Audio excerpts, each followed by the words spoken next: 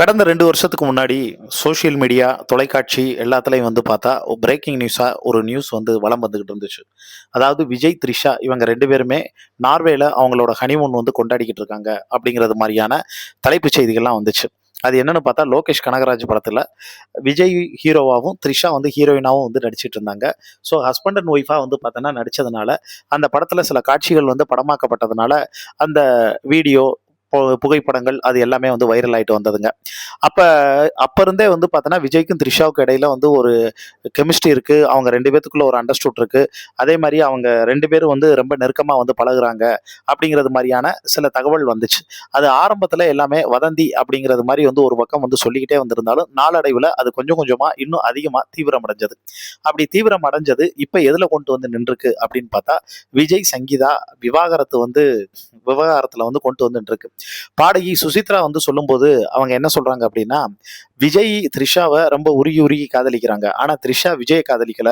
உதயநிதிய தான் வந்து காதலிக்கிறாங்க. உதயநிதிக்கும் த்ரிஷாவுக்கும் இப்ப வரைக்கும் வந்து ஒரு அமர காதல் வந்து போய்க்கிட்டு இருக்கு. இத நான் சொன்னா எல்லாரும் பைத்தியம்னு வந்து சொல்லுவாங்க. ஆனா அத பத்தி எனக்கு கவல இல்ல. உண்ம ஒரு நாள் வெளியில வந்து தான் ஆகும். அ விஜய வந்து த்ரிஷா வந்து ஒரு நாய் மாரி தான் வந்து நடத்துவா. த்ரிஷாவுக்கு வந்து விஜய் வந்து ஒரு பெரிய ஆளே வந்து கிடையாது. உங்க எல்லாருக்கும் வேணா விஜய் வந்து பெரிய ஆளா இருக்கலாம். ஆனா த்ரிஷாவ பொறுத்தவரைக்கும் விஜய் வந்து பார்த்தோன்னா, ஒரு ஆளே வந்து கிடையாது. அப்படித்தான் வந்து விஜய் வந்து ஆட்டி படைச்சுக்கிட்டு இருக்கா. அப்படிங்கிறது மாரி வந்து அவங்களும் வந்து சொல்லியிருந்தாங்க.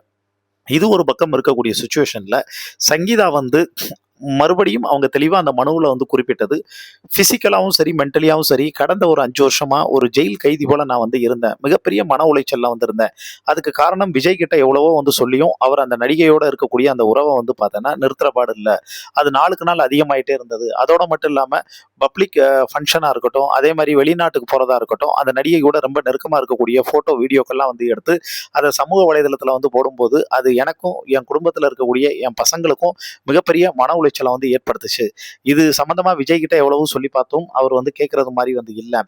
அப்படிங்கிற ஒரு விஷயம் வந்து சொல்லியிருந்தாங்க. அத தாண்டி சோசியல் மீடியாவுல இப்ப இன்னொரு விஷயம் வந்து என்ன ட்ரெண்ட் ஆயிட்டு இருக்குன்னு வந்து பார்த்தா, விஜய்னுடைய செல்போன்ல சில சீக்ரெட்டான வந்து ஃபோட்டோஸ், வீடியோஸ் அது எல்லாமே வந்து இருந்ததாவும், அத வந்து விஜய்க்கே வந்து தெரியாம விஜய் மேல வந்து பார்த்தோன்னா டவுட் பட்ட அவருடைய மனைவி வந்து சங்கீதா எடுத்து பார்க்கும்போது, கையுங்களவுமா அவர் வந்து இன்னும் வந்து மாட்டிக்கிட்டதாவும், அப்ப அவங்களுக்குள்ள வந்து வாக்குவாதம் ஆரம்பிச்ச உடனே, "நீ என்னுடைய பிரைவசிக்குள்ள எப்படி தலையிடுறதுன்னு" ஒரு கட்டத்துக்கு மேல வந்து எல்லை மீறி போக ஆரம்பிச்சு, அது வந்து ஈகோவா வந்து மாறி, அதுக்கப்புறமும் அவங்க 2 பேரும் வந்து பேசிக்கிறதே இல்ல. ஒரே வீட்ல இருந்தாலும் தனித்தனியான வந்து ஒரு வாழ்க்கைய தான் வந்து நடத்திட்டு வந்து வர்றாங்க.